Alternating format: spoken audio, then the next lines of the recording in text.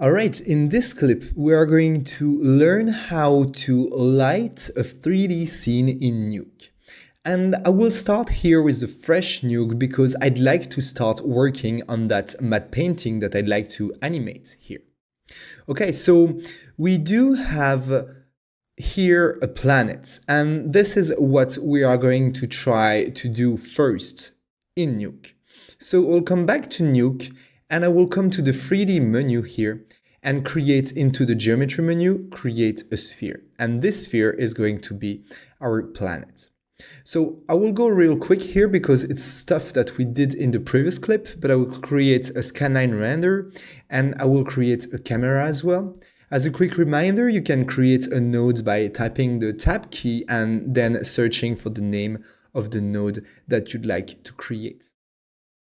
Okay, so I got my camera, my sphere, and I'd like the texture for my planet as well. So we'll create a read node.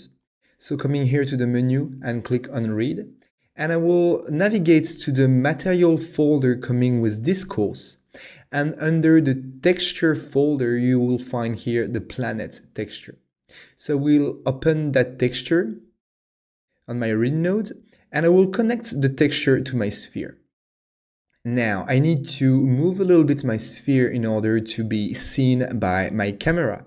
So I will jump off to my 3D viewer by hitting the tab key while my mouse is on the top of my viewer. And I will select the planet here. So just to make sure, when sometimes you don't select the right thing, to make sure you select the right thing, you can come inside your node graph and select the node that you'd like to modify.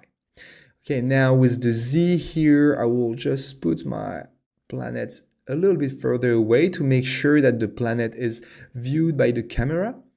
And then I will hit tab again to switch back to the 2D mode. And I will hook up my viewer to my scanline render. And here it is, my planet is here. Great. Now, let's try to apply a lighting to this. So, in order to light our planet, we need to create light. Yeah, no kidding. So, I will come here to the 3D menu, and here I do have a light menu. And I will select the first one, light. So now we have a light, but as you can see, it doesn't affect our sphere. Why? Well, we need this light to be connected somehow to the sphere to be able to affect it. Well, for that, we will use the same node that we used in the previous video, which was here, the scene node. So I will connect my sphere to the scene node, and to the second input of my scene node, I will connect the light. And as soon as I do that, as you can see, the image changed. If I disable the lights, everything is very bright. Well, this is because when we don't have any light in the scene, Nuke will simply display the texture as it is. As soon as you create a light and add it to the 3D scene, then Nuke will take that light in consideration. So now that we create a light, how we will adjust it? Well, first, let's go see in the 3D viewer how it looks like. So we'll go back to the 3D viewer by hitting the tab key. And now in my scene, I have my camera here, we have the sphere here, and here we have the light. And I will move that light for now just to isolate it a little bit. And I don't know if you see here, but as I move the light, I can see that it changed a little bit my lighting on the Earth here, on the planet here. Just to make it more obvious, I will come into the light setting here and increase the intensity. Okay, now you'll see better what I'm talking about. Okay, perfect. Well, now that I see that, I will just have to position my light properly in order to create the lighting I want. Okay, let's set up our Nuke to work a little bit more efficiently with lighting, because this is great to see what's going on here, but actually I will need to jump back to the 2D mode to see exactly what happened. So let's say, okay, I want to put my light here. I will hit tab.